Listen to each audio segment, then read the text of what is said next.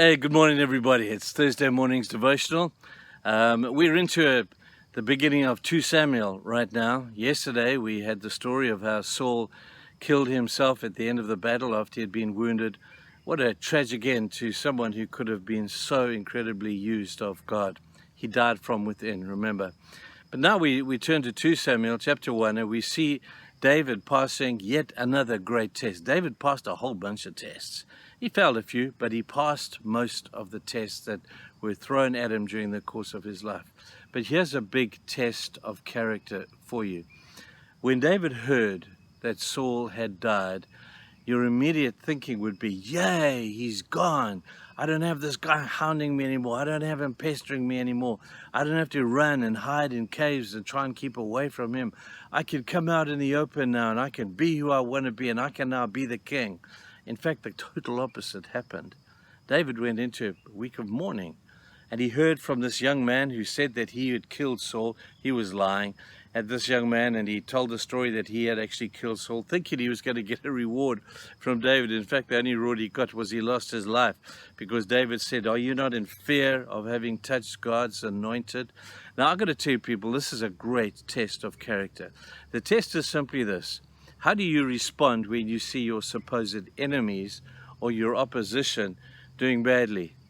When they go in there's demise, and your opposition in business, or your opposition in the community, your opposition in life, or somebody who's hurt you, someone who's been mean to you, and you see them going down the tube, how you respond to them going down is a great test of character.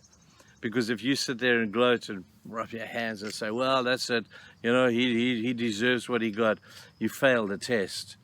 David, after all that he had been through, mourned Saul's death. He said, oh, this was God's anointed. And I look at that and I think, man, that's a real depth of character. For somebody to be able to do that is nothing short of amazing. When people hurt us and they go down or they get hurt back again, I'm thinking, well, you deserved that. David never did that. David mourned for the death of this man, Saul, who had been in the start of his life a hero to him, and at the end of his life had become a real pain to him. But he never, ever, ever once gloated over Saul's demise and Saul's death. There's got to be a good lesson there for us, people. And there is. It's a real test of character.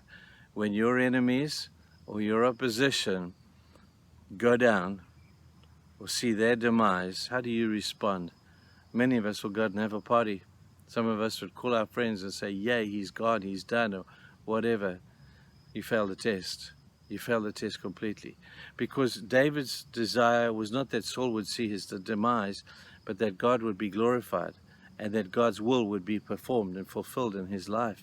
And he trusted God so much so that it didn't matter about Saul and the enemies and the things that people did to him. His trust was completely and totally in God, with whom he loved with his whole heart.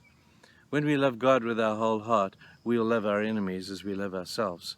When we love God with our whole heart, we'll trust him with absolutely everything. And the rises and falls and the ups and downs and the undulating motion of life will not matter at all, because our trust is firm and established in God. Think about that test today. I hope we can pass it as well. The test of character. What happens when our enemies and our opposition go down? Let's not gloat.